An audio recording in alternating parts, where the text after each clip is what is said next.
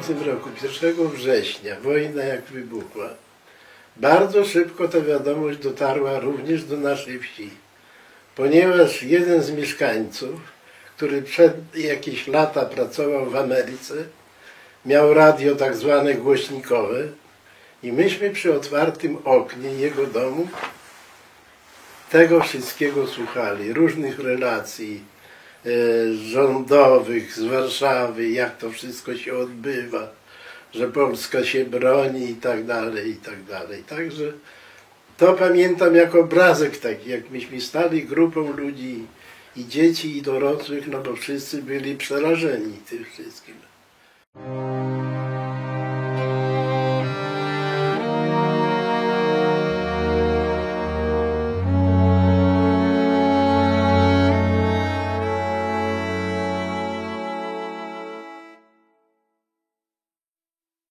A czy pamięta Pani pożar Dąbrowy? Pożar, czy Pani pamięta?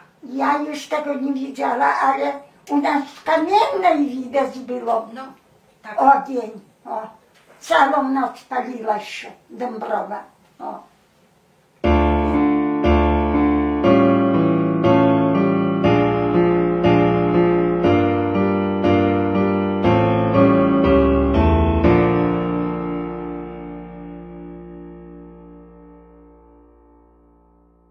Normalnie zajęli Dąbrowę, zajmowali, jak to front. Wtedy Niemiec już gonił ruskich. Tam gdzieś aż pod Leningrad czy Stalingrad, gdzie tam oni ich zagnali. To wtedy gdzie zajmowali, tak palili doszczętnie. Normalnie idzie ulicą i tylko coś rzuca na jedną stronę, na drugą, już dom w płomieniach. Także nawet jednego Żyda tam takiego na naszej ulicy, zawsze mówili Rubin straszy, bo spalony jego domek był i tam komin tylko jakiś sterczał, tu mówią, bo jego żywcem rzucili do ognia Niemcy. Tak palili, że my na furmankę koń i żelazny wózek to kiedyś było. Ojciec jakby przewidywał i mówi, spakuj cokolwiek na furmankę w razie czego, żeby uciec można było, choć coś z ubrania, tam z pościeli. I to było tak na klepisku w stodole stał ten wóz. Trochę tam chleba jakiegoś tam. Także my już swoją ulicą nie dali rady uciec. Brat tylko założył konia i siostry i ja i mama, a ojciec został. I my już aż na drugą ulicę, tam na Miedzionowską, tam jeszcze nie paliło się, tak? Jeszcze zaczynali. I my z tym koniem, z tym uciekali na kolonie Małyszówka tego, aż tam na kolonie do ludzi. Tam pełno nas zjeżdżało się, uciekało. Wszędzie płomienie było, ogień. I tam przesiedzieli i tu wszystko spaliło się.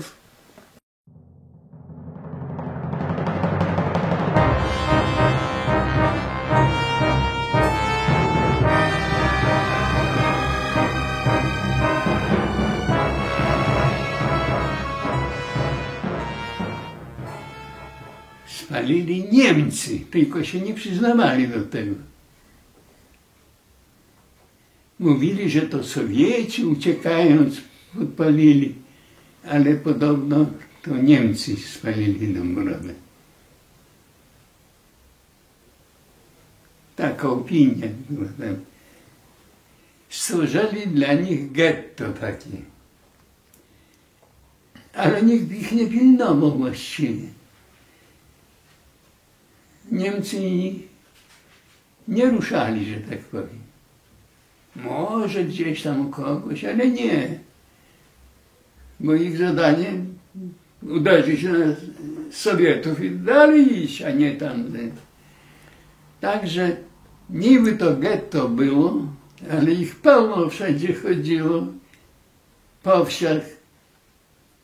I kartofle, i nie kartofle, i mleko, nie mleko, bo mieli przecież jeszcze zapasy, sklepy mieli, to owoc, wywiada była i tak dalej. Także potem ich do Sochowoli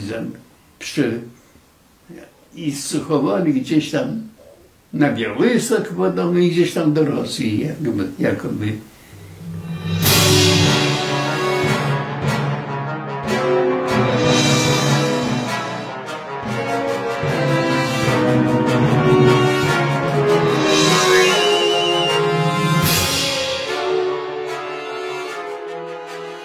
Wie pan, powaliło się 2 tygodnie, a smród był, nie można było oddychać. Bo wie, co tam było w domu, jakieś kurki, jakiś kot, jakiś pies, to wszystko było spalone. Wyliczyli, ile zostawić, plebania nie była spalona i ten szpital, jak to nazywali, to stoi teraz, to niespalony był. I takiej pani, ten biały dom niespalony był. I takiej mojej matki, siostry w Jurdyce, kozioł. I tam niespalony, bo tam potem Niemcy mieszkali, wie pan, pacjenci. Tylko tyle zostawili. A tak wszystko spalili.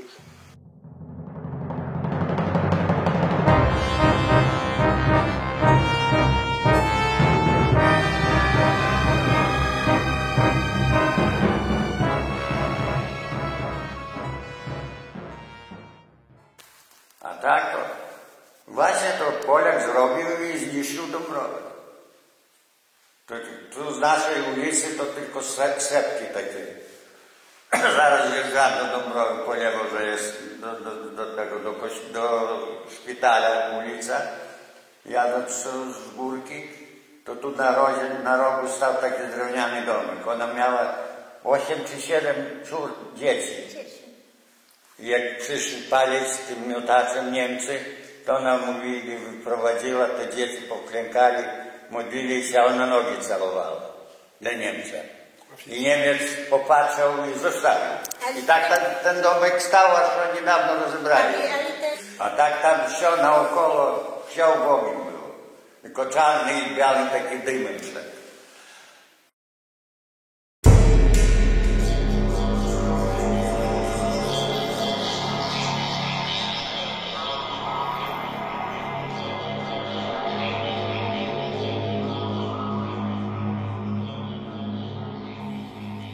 No i poszli. Poszli to wojsko, tak wie pan, prosto przez pola, różne takie te motocykle, ciągniki, te gąsienicowe. I podchodzili już pod samą Dąbrowę. Tak charakterystycznym miejscem to była taka ścieżka z górki prowadząca w stronę Dąbrowy, tam obok rzeźni. I proszę pana, na skraju w jednym domu usadowiło się 3 uzbrojonych ludzi. Żyd jeden proszę, i 2 Polaków. I podcięci dobrze na tym, postanowili bronić Dąbrowy. I strzelili w stronę tego oficera. I oficer ten zginął. Pochowany został tam w tym samym miejscu, gdzie zginął. Bo jeszcze przechodziłem tyle razy do szkoły, potem to widziałem tą mogiłę. Nie wiem, czy tam potem był ekshumowany po wojnie, czy nie, to już tego nie wiem. W każdym razie Niemcy, jak weszli do Dąbrowy, no to otrzymali rozkaz spalenia całej Dąbrowy do cna. Na tej podstawie jedynej. Jeden z tych ludzi... Oni byli pijani, tych 3? Tak, bo taki napój był w czasie Sowietów, Durman się nazywał. I oni byli podpici. Ale oni byli najprawdopodobniej, bo ja nie wiem tego, byli w jakiejś tam straży takiej, no, gospodarczej, czy coś takiego. Gdzieś tam przy jakichś kooperatywach. I tak się złożyło, że w naszej wsi stał taki oddział egzekucyjny niemiecki. I tych 2 Niemcy prowadzili na rozstrzelanie. Bo jeden zwiał, o nazwisku Zarzecki taki. Jeden zwiał, Niemcy jego pędzili, uciekając wskoczył do studni takiej kopanej, złapał się za łańcuch i jakoś tam się uratował.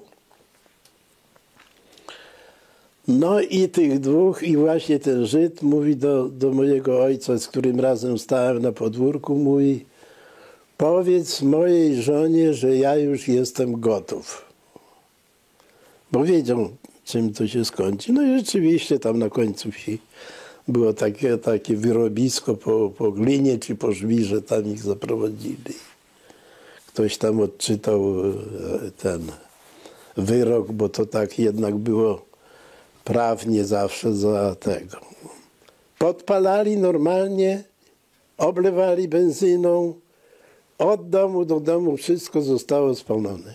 Zostało na początku wsi kilka tylko domów i mi już widocznie nie chciało się wracać, no bo oni szli dalej, tam na tej ulicy Małyszowskiej.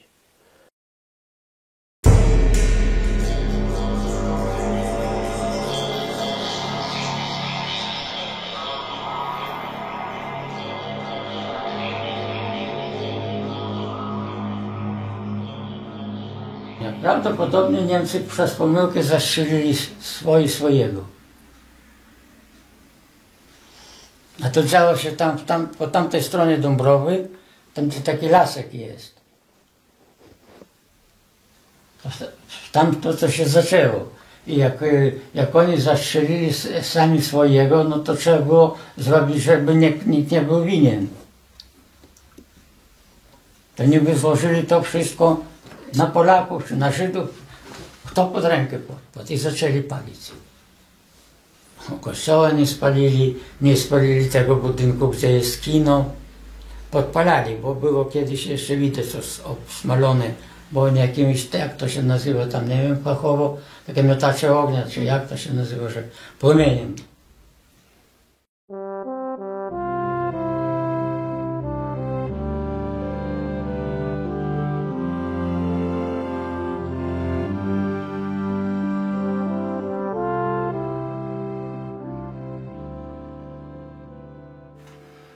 Był taki Matuszewski, organistego chyba syn, który już jak Niemcy weszli, to ile oni byli u nas? 3 lata? W połowie 44 odeszli. A ten cały Matuszewski handlował mięsem. Handlował mięsem, może jeszcze czym. Furmanką do Grodna. Trzeba było przyjechać przez most na Losośnie. A tam był stróżem Niemiec. Kilka razy mu się, może nie raz, nie dwa, udawało mu się przyjechać tam. Ale on miał ze sobą broń i w razie Niemcy jego zatrzymają, czy zaatakują, czy coś takiego, to on użyje broni. I on tak zrobił. Tego Niemca, który na moście zabił. Ale co z tego? Przecież Niemcy potem 100 osób brali w zakładzie, zakładnikami. Nie, chyba 40 to nie byli. Księdza zabili razem. Witold Kuźmicki w Fortach rozstrzelali jego. Też jako zakładnikom proboszczym tutaj u nas. A tych, co z tego, z wioski Smoloszczyzny, też tam, gdzie lekarz był. Gdzie? Jak oni się nazywali? Harasimojczy. No. To też tam chyba zabrali kogoś na rozstrzelanie.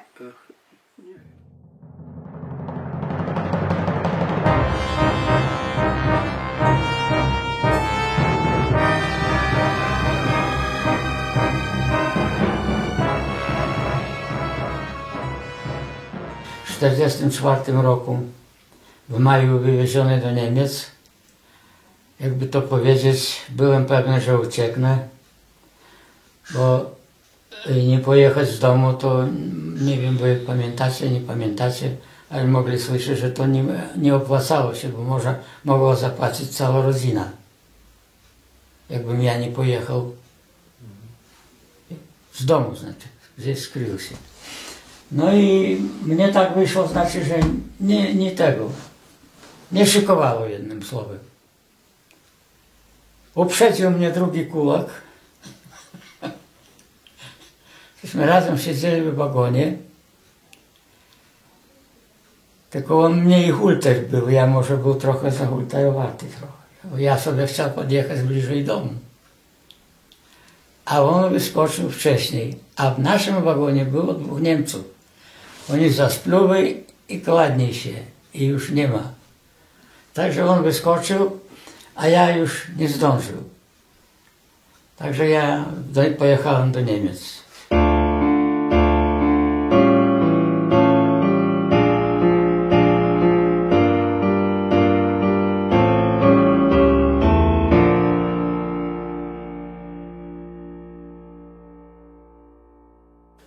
No, natomiast w naszej wsi było takie wydarzenie, to już okupacja. A jeden z mieszkańców, byłych mieszkańców, który przed wojną studiował w Wilnie, a w czasie wojny rodzina jego mieszkała w Grodnie, a on tu gdzieś tam się poruszał w okolicach Dąbrowy. Ale miał rodzinę na wsi naszej w Grabowie. Przyjechał na wieś i do swojego bratanka mówi tak: musisz zaprząc konia i odwieźć mnie do Grodna. No, Grodno 30 kilometrów. Okazuje się co, że wcześniej kupił krowę, kupił wieprza. To wszystko zostało ubite. Jeszcze ojciec mój chodził jako oglądać to mięso wieprzowe, przebadał, no, bo to trzeba było stemplować, po co, to nie wiem, jak on wiózł to na szmugiel. I proszę pana, wydarzenie jest takie, podjeżdżają w okolice Grodna, taka miejscowość po tej stronie Łosośna, wychodzi żandarm niemiecki i polski na usługach niemieckich.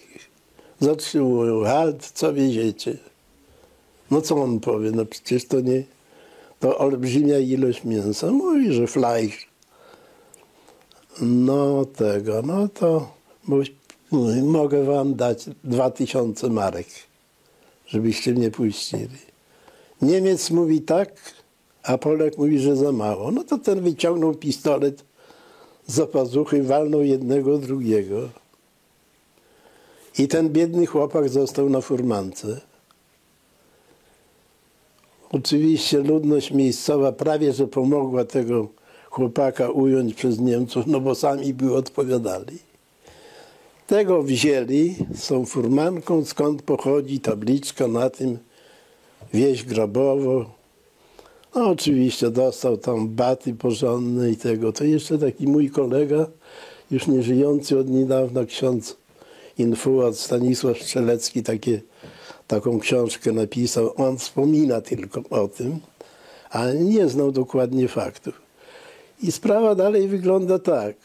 Ojciec mój idzie do pracy, bo też pracował jako felczer weterynarii w czasie okupacji. No, Niemcy nie dali swojego lekarza, a brat najstarszy wiózł ziemniaki na kontyngent do tego. Zatrzymali na szosie i mówi do ojca, że córyk na tego brata puścili i wszystkich mieszkańców wsi kazali zgromadzić się na środku wsi. Właśnie przed tym domem jednego z Radziwonów, bo to takie było sporo tych nazwisk. No i akurat z tego domu pochodził facet, który studiował przed wojną medycynę w Wilnie. No, znał niemiecki, poprosili jego, żeby tam tłumaczył, o co tu chodzi. I zaczynają się takie rozmowy. Czy ktoś nie widział tak i tak ubranego pana, który tutaj podobno był wczoraj czy przedwczoraj tam? No jak to kobiety? Mówi, ja widziałam. Mówi, Matuszewski. A komisarz, bo i komisarz był z nimi. Bardzo przyzwoity facet, trzeba powiedzieć, Niemiec. Niswend się nazywał. Mówi, Matuszewski, was? Po co mu to było? Coś takiego, nie? W każdym razie, no to, bo to było gestapo. Obstawiona była wieś CKM-ami. Gestapowcy, ten oficer mówi, tam trzeba 40 zakładników. a komisarz zwrócił się do niego i powiedział tak, że nein, Grabowa jest Gutdorf, oddaje kontyngenty. No i nas puścili do domu, bo to inaczej to byśmy już nie rozmawiali w tej chwili. W każdym razie to była taka zgroza. No, człowiek po prostu nie zdawał sobie sprawy z tego, co to się może stać i w tak zupełnie niewinny sposób ponieść karę. Więc tego chłopaka wzięli do obozu, jego brata i siostrę, bo oni byli przez matkę tylko wychowywani. Ci chłopcy nie wrócili, już tam zostali zamordowani, a siostra wróciła po iluś tam latach, ale jednak wróciła.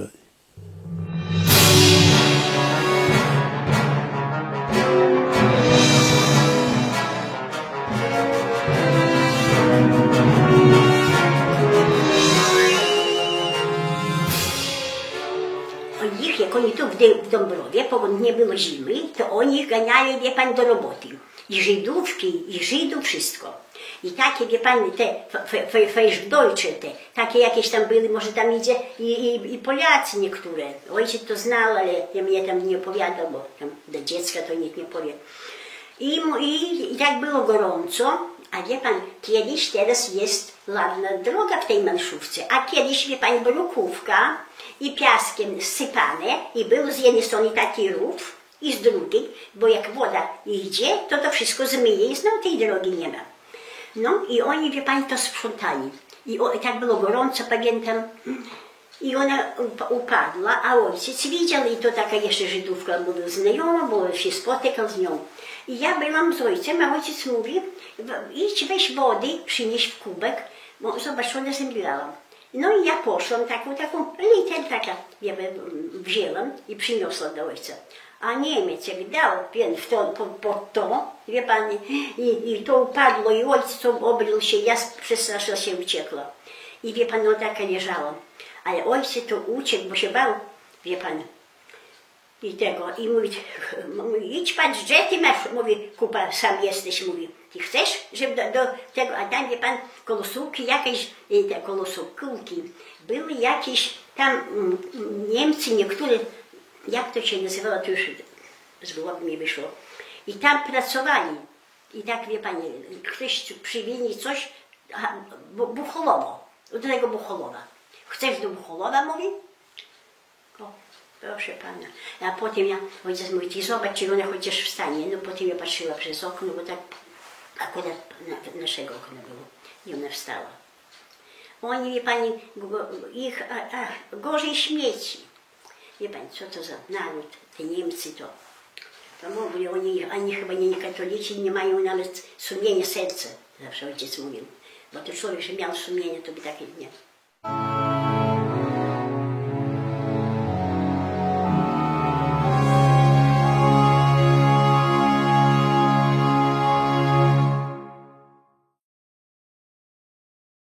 Wrócili, to już było nawet kamienie na wpół porozwalali się. A z Żydem to kawałek płotu zostało. To jakoś Żyd przyniósł tam jakąś deskę też płotu i my z tej strony przy jednym płocie i tak pod tym płotem przenocowali parę nocy. Przez płot jedno z drugim. To była taka u nas przyjaźń, ja nie wiem. Początkowo jeszcze jako tako Żydzi nawet zaczęli, tak jak i my wszyscy, zaczęli takie ziemianki sobie kopać. Jedna taka nawet ładno wykopali ziemiankę, że potem katolicka rodzina, jak już ich zabrali, wywieźli, zamieszkała. I okienka postawiane były i wszystko. A my to taki jeden niespalony dom tam na końcu, duży, to nas tam 3 rodziny było. Także jedne na jednych spali. To tak było. A potem latem w piwnicy.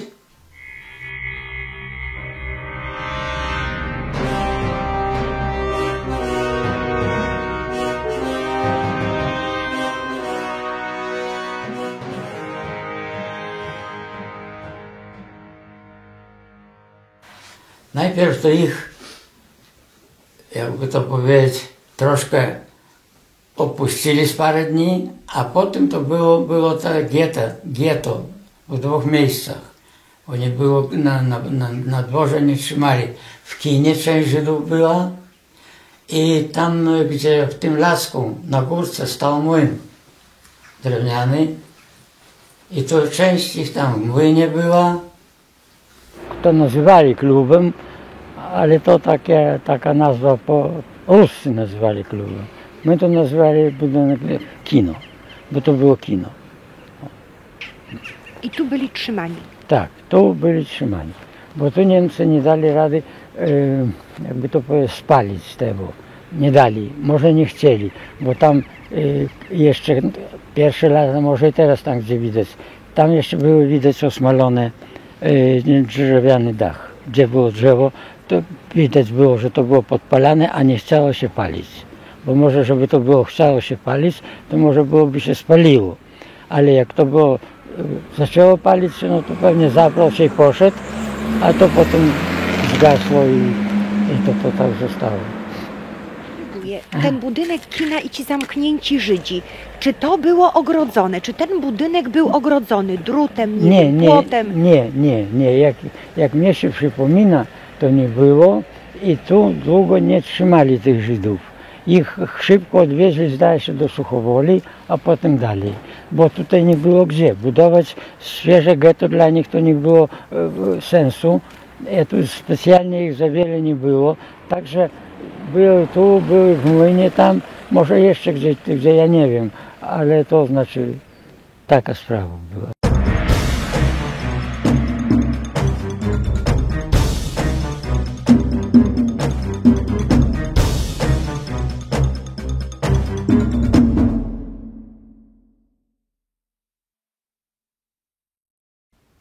A później jak przyszli Niemcy, to normalnie nie istniałam na świecie. Nie byłam zameldowana nigdzie. Bo ten rocznik, że mój podlegał już do roboty do Niemiec. To w domu u każdego za Niemca była karteczka na drzwiach, nazwisko i imiona wszystkich, którzy mieszkają w domu. To mojego imienia nie było na liście. Jak przyjedzie Niemiec do wioski, no to trzeba uciekać do lasu, bo żeby czasami nie sprawdzili. I tak przeżyłam, bo tak to by powieźli do Niemiec na roboty. A kto zrobił, że pani nie było na liście? Rodzina. Prosto nie ujawnili, że jest. To żeby teraz, to zaraz by donieśli, jakie ormowcy. No naprawdę, no a kiedyś ludzie byli chyba uczciwsi. Że nikt nie zameldował, raczej u nas wreszcie nas było 3 takich. Na lato spać to mieli w sianie zrobione na strychów, co w tym poborze. Chodziło się spać, bo żeby czasami jakiś Niemiec tam nie... I tak przeżyło się, a brat był w Niemczech.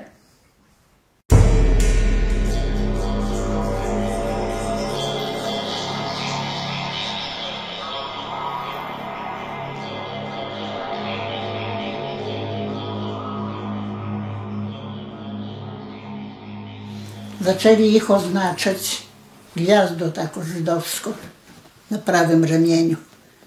Każdy Żyd musiał mieć na prawym ramieniu. Nie dam rady rąk podnieść. O tu na prawym ramieniu pod łopatką. Tak, tu idzie to żółta gwiazda. Z tyłu na łopatce. I potem zaczęli ich wszystkich zganiać właśnie do tego klubu, co to kino teraz. Tam duży budynek taki był, teraz to tam remonty porobili inaczej. I tam ich wszystkich zgonili. To tam była kasza po prostu. No to który bogatszy, no to jak miał coś, dał dla Niemca, bo pilnowali. To wyjdzie, pochodzi po wiosce, a jak nie, to siedział i głodny różnie. A potem zaczęli wywozić.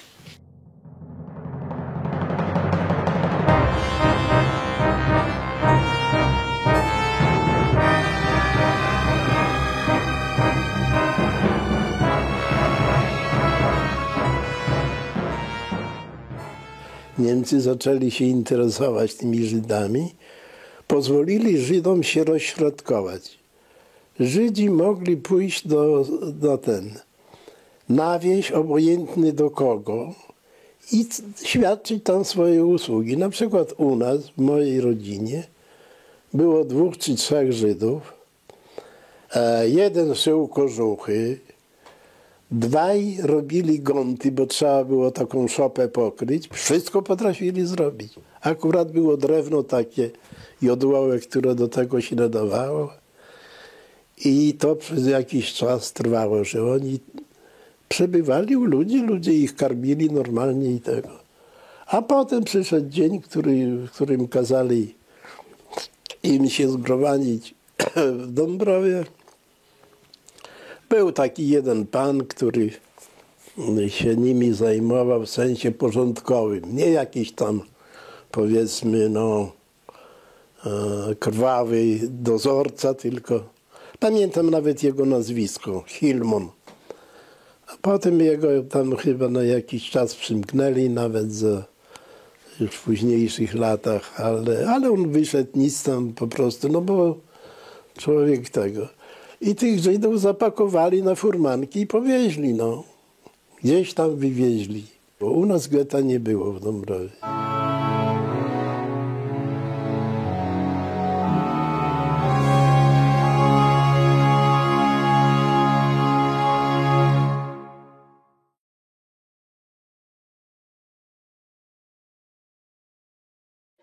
Niemcy jak weszli, a tu był Szelfawiec, jak nazywali, całe flagi były, wszędzie czerwono wieszone całe miasto. I oni jeszcze gdzieś tu na szosie Niemca zabili, to oni uważali, że to jakieś bandyci czy co, to chodzili, podpalali. Trzymali tutaj dziekino kiedyś, to tam trochę ich trzymali, ale to może tak tymczasowo noc 2. A potem do Suchowoli na Białystok.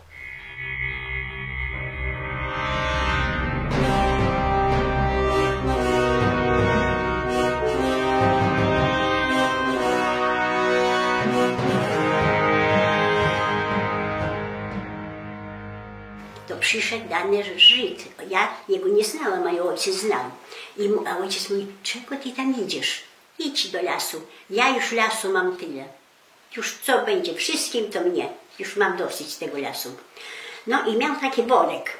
I mówi, ja tu rzucę, a ojciec mówi, nie, masz pół bochenki chleba i weź ten worek, to ja się przyjdę pod bok. Tam ciebie nie przywitają. I poszedł, wie pan, dołączył się do tych furmanek i poszedł. Nie chciał zostawiać się. Wie pan, już jemu życie obrzydło.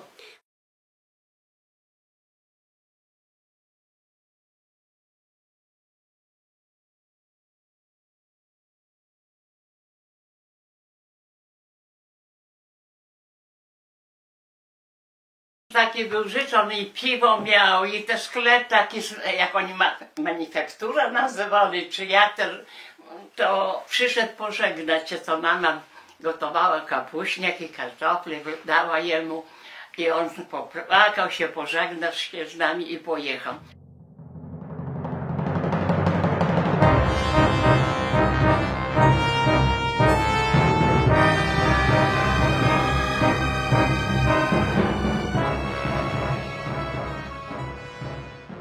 W Dąbrowie ich zagnali tu, gdzie teraz jest ten bazar.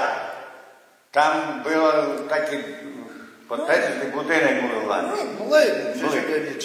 I tam zagnali tych Żydów, wszystkich zagnali.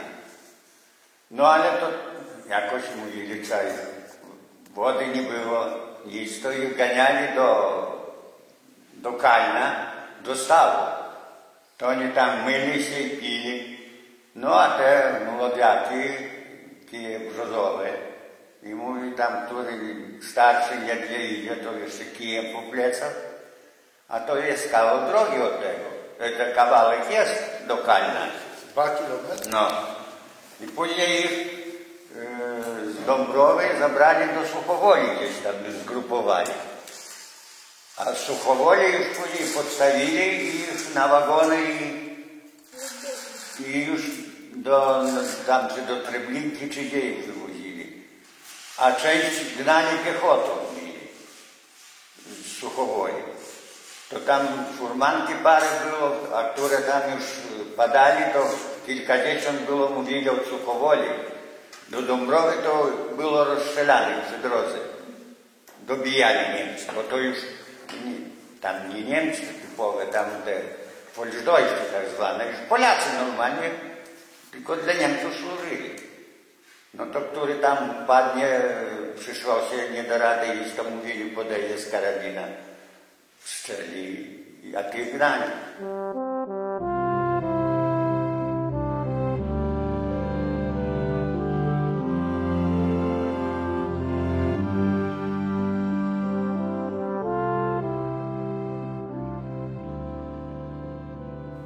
Raczej to oni chyba byli tak w jednym miejscu zgromadzeni i ich poznaczyli później tymi gwiazdkami. Żółta gwiazdka z przodu i z tyłu.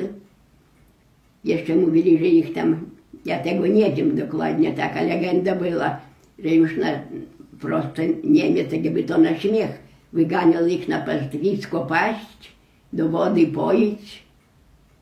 Ale żeby tak przechowywać, to chyba raczej nie powiem, czy kto przechowywał.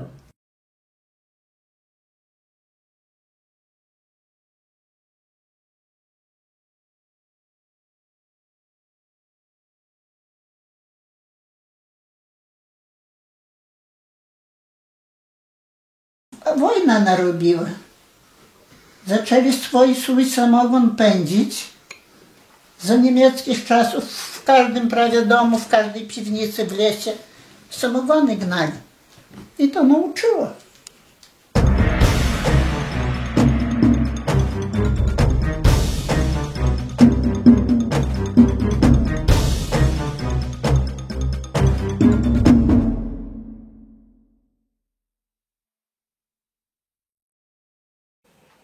Ten piekarz uciekł gdzieś, bo przyszedł do ojca mego i powiedział, żeby chciał, żeby ojciec jego przyjął. Ojciec nie wziął, troje ich, a Niemiec zabiłby całą rodzinę. I jemu powiedział, słuchaj Siemka, bardzo dobrze żył ojciec z nim. U jego można było, bo on był bogaty, pożyczyć, ale trzeba podpisać na kartce, inaczej nie. Tak trzeba było. No i tata powiedział, nie wezmę i oni poszli na Biebrzeg. Poszli, bo już na most nie można było do nowo, na Jastrzębne już na most nie można, bo to pociąg chodzi. Biebrzeg przez most przychodził. To oni poszli na wprost na lasek i poszli i już nie wrócili, nie wiem już.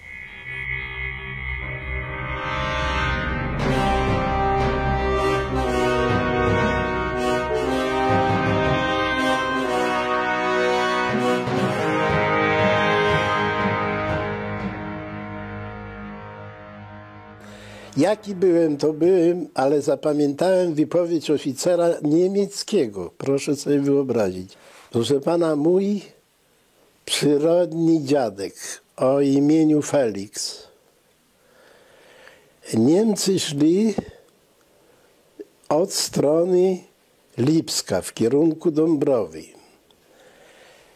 Piechota przemykała się między stodołami, no bo taka była zabudowa wiejska w tym czasie. Ale zanim co, to już pociski dalekosiężne sięgnęły naszej wsi i zginęło kilka osób. To była niedziela. Pamiętam, niektóre były takie przypadki, stoi kobieta w ogródku, rozmawia z drugą, która jest w domu, przy otwartym oknie, pada pocisk, ta ginie, a ta w domu nie.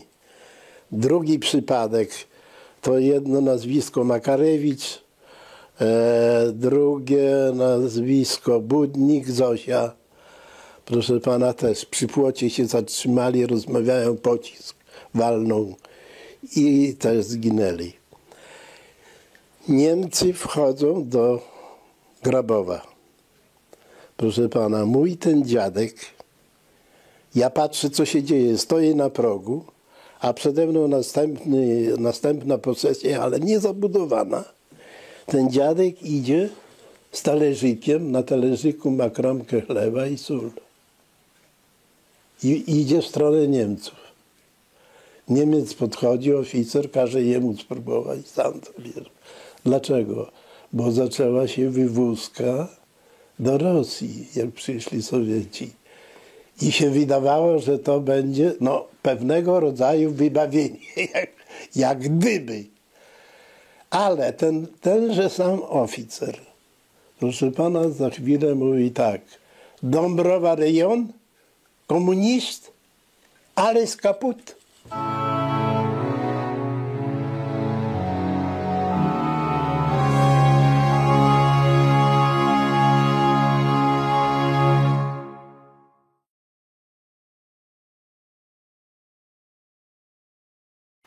I byli w piwnicy, w takich piwnicach po polu. U nas jest cała piwnica na polach. Niemcy zajmują, chociaż tam ludzie skryci w tej piwnicy, ale Niemcy przyszli, otworzyli drzwi. Edward, już cały gospodarz, miał różaniec na sobie. Judy, pokazuje różaniec, żegna się, Wychodzi następny, ich dwóch było tam. Wychodzi następny. Judy, trach. Nie ma. To jednego chyba zabił na miejscu, a drugi uciekał, to gdzieś tam w życie. Dogonili jego i bagnetem zakłuli.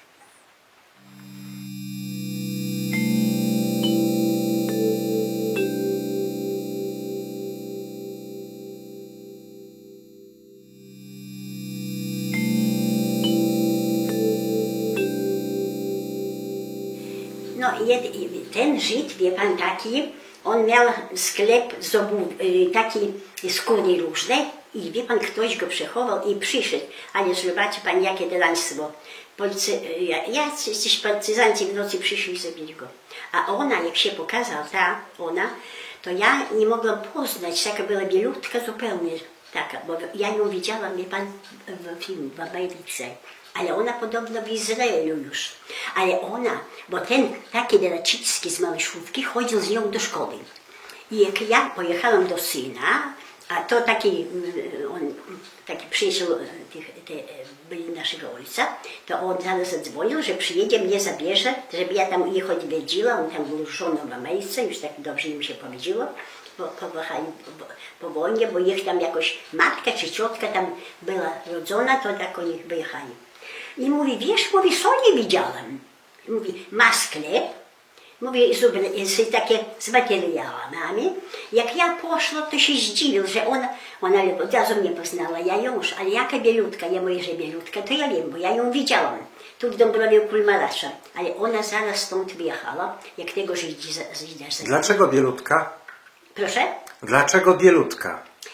No tak, wie pan, siwiała, taka, wie pan, gdzieś widocznie w takim miejscu była, że może i powietrze tam było mało, wszystko. Proszę pani, jak ktoś przechował, to wie pan.